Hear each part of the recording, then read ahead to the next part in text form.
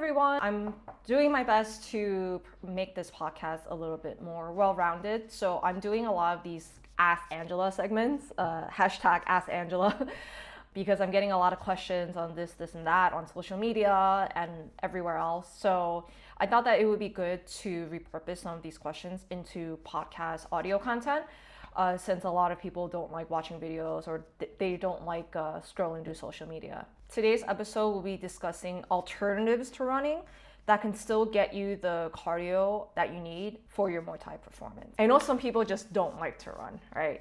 And if you don't like to run, it's not the end of the world.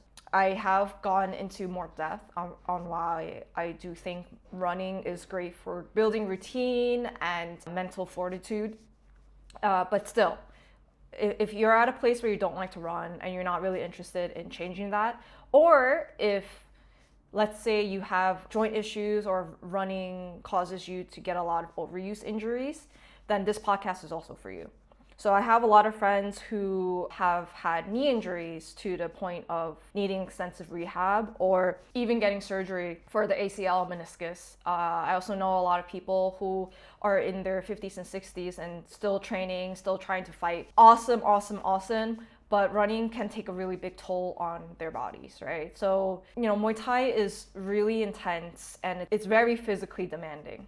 It requires a high level of cardio fitness, and if you want to survive someone trying to take your head off in the ring, you need really good conditioning. Running is often considered an integral part of Muay Thai training, especially if you want to fight or if you are a fighter.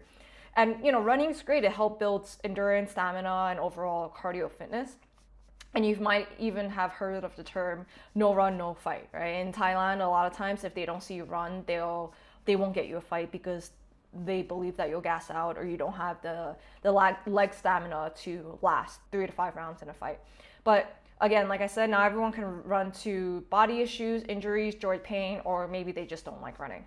Fortunately, there are plenty of alternatives to running that can still provide that the cardio intensity that you need and to improve on your Muay Thai performance. I do need to note that when it comes to cardio training of any sort for Muay Thai, including running, it's not just do it for 30 minutes to an hour and you'll cover all your bases with the cardio, right? There's different types of cardio training. There's like the endurance training that you get from at least 30 minutes of doing it at a steady pace.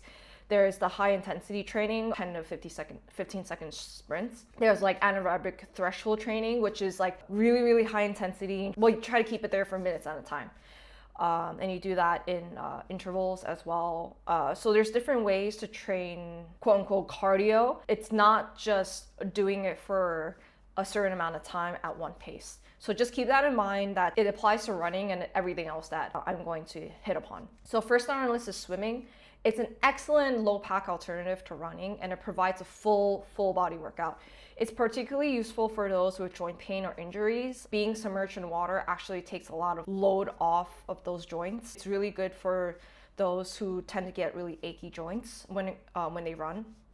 Swimming helps to build the cardio endurance that you need and strengthens all your muscles throughout the body. If you've seen any of the Olympic swimmers who swim full-time and train full-time for swimming, you could see just how strong they are in their entire body.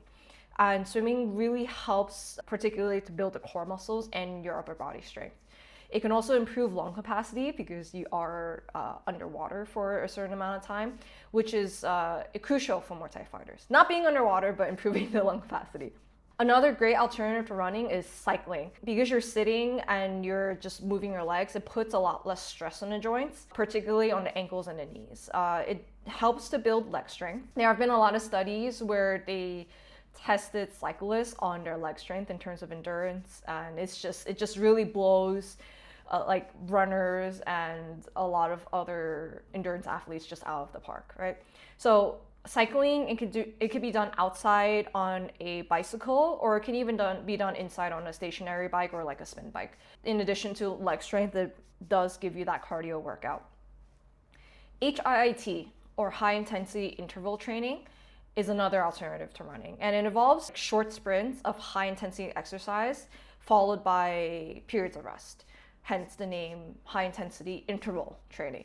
These workouts can include exercises like burpees, mountain climbers, jumping jacks, anything that involves getting your heart rate way up and then followed by some rest. So during this rest, you could be doing something that's less intense, or you can just be standing around waiting for the next interval to begin. The best thing about HIIT workouts is that they could be tailored to your fitness level, and they generally don't require any equipment. So just using your own body weight, and you could do it anywhere. And finally on this list, we have rowing, which is a full body workout. And with rowing, there are a lot of rowing machines now. I don't know if you've seen them, but a lot of them are based off people who actually row on boats. And rowing on a boat in water is actually a competitive sport where they have teams row together, and these teams compete amongst each other. And a lot of the machines that try to imitate this, there are these really like thin and slender machines where you would put your feet onto this sort of like a pedestal, and you have a bar that you pull while extending your legs, right? So if you don't know how this looks like, or if that description is really confusing, just look up rowing machine on YouTube, and then you could see how people are using this to try to imitate the body movements used by actual rowers. This is a good alternative, particularly for those who have back or knee pain. So in conclusion, if you can't run, don't worry. There are plenty of other exercises you can do to build cardio endurance and improve your Muay Thai performance by doing so. And there's something for everyone. So pick one that makes you happy, stick with it, and get training. Thank you everyone for tuning in. I'll see you in the next episode.